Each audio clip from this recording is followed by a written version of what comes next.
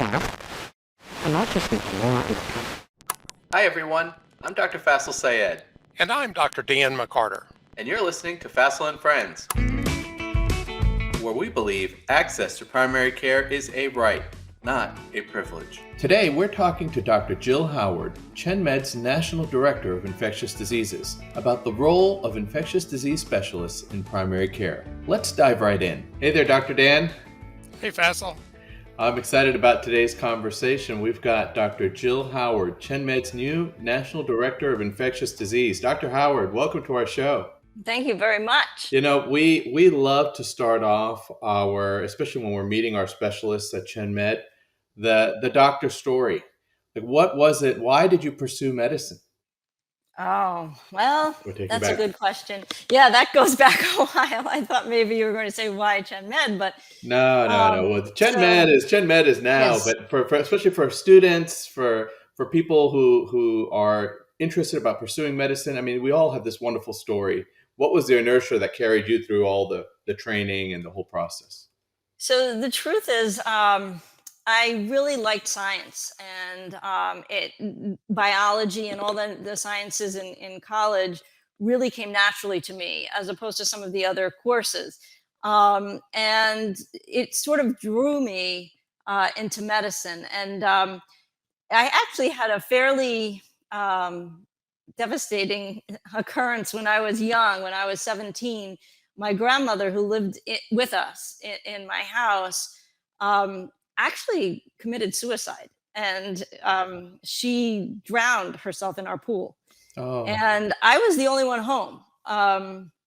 So it was quite, it was sort of like a shocking experience. And it just somehow it really got me interested in medicine and psychology and how I could help people and somehow that and then that along with my love of science, I just naturally gravitated really to medical school. And I went to medical school in Rochester, New York, and I had gone to to Cornell and Ithaca for undergraduate. And after medical school, I did all my training in Boston. And in the Boston program, so the Beth Israel Deaconess, the infectious disease program was really top notch. They had some of the best people in the field. It was one of the most challenging things to do because you cover so many broad topics, every part of the body, as opposed to focusing on one system. And I absolutely loved it. And I just sort of kept going with what was comfortable for me and what I found enjoyable doing. And I think with medicine, you really have to do that, because if you don't like it, it will kill you. You won't be able to keep going. It really takes a lot of effort, a lot of interest. It's very stressful, but it's very fulfilling and very challenging. And so that's really how I got sort of where I wound up. And after doing the training, like I said, the infectious disease program was so good. I just wanted to be a part of it. And at that time, it was one of the best programs in the country. And they only had three spots at the hospital I was in. But in Boston at that time, all the hospitals were merging. And so the Beth Israel and the Deaconess came together, and we merged programs right after I had gotten accepted. But at my program, it was a very small program, and it was, very well, had a very, very good reputation. And we really learned everything there was. It was very hard, time consuming, many hours, but well worth it. And then since then, I've been practicing. I practiced for probably 20 something years. First in private practice, and then at the VA for the last 10 years or so. Oh, I was wow. at the West Palm Beach VA, which was very different. So I saw two very different sides of medicine. And that sort of brings me up to where I am today.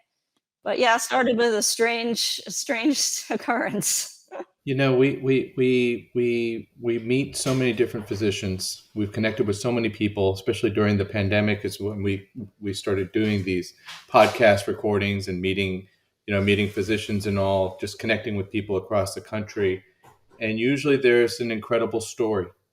and the incredible story can be something tragic, like yours, where a doctor will take this horrible tragedy and use that to turn it into something incredibly powerful. So thank you so much for sharing that story. I mean, you're very vulnerable and open for sharing that. Um, the thing that I hear often with residents these days is the inertia that carries them through is not the desire to become a practicing attending so much as it is the stress of having to pay back large amounts of student loan debt. Oh gosh, So we've yes. come a long way just in the last couple of decades of and even actually fewer and fewer doctors are recommending their children to pursue medicine compared to generations before. So hearing you and your love for medicine and the training and the environment that you practice, and especially you start off your career in Boston, is incredibly inspirational, and it gives me hope. Well, well, what you say is very true. Most of the doctors that I know actually don't say to their children, you should, pursue medicine.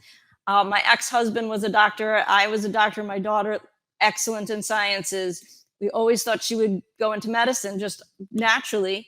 And she's going to business. She's like, I'm not going to do that. I'm not spending all of my time working that hard to make as much money as you do. That's just not going to happen. So, she said, anyone can do that. And basically, I mean, that's how they look at it these days. They think that, they just don't understand it.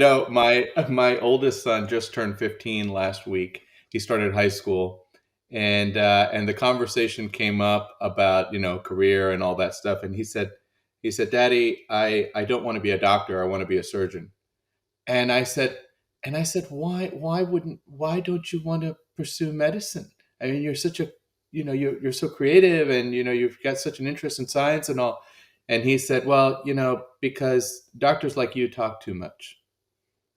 That's the reason. That's the reason. Now, That's funny. Faisal, before we have anybody write in about this, we're not saying that surgeons aren't doctors. No, Okay? no, yeah, sure. Okay, Sure. just want to be real yeah. clear there that if you mean to say that, please send the emails to Faisal and not to me. I was kind of surprised that he made that distinction. Like, I would think of a surgeon as a doctor. So I'm like, why? Sure, yeah. In his mind, when he thinks of a surgeon, he thinks of somebody who goes in, fixes a problem, but doesn't have to be so chatty as Right. he hears me, especially when I'm doing my virtual visits and things like that. So that's funny. Yeah, but it is true because, like I said earlier, you have to love it, especially when you consider the debt, which hopefully might be a better setup these days. I don't know, but I know I didn't stop paying my student loans till I was at least in my late 40s, if not 50. Wow. Which is crazy. It is. Well, I wanted to ask you about the transition you made from working in the private sector to working within the VA system. I'm sure that must have been a huge cultural shift. I did part of my residency training at Martin Army Hospital at Fort Benning. Over there, I did my pediatric rotation, my dermatology rotation. I learned a bunch of procedures over there as well. Completely different environment, completely different culture than what I saw outside at my civilian hospital. So I wanted to hear what were your thoughts with making that transition as an infectious disease doctor from private practice to the VA?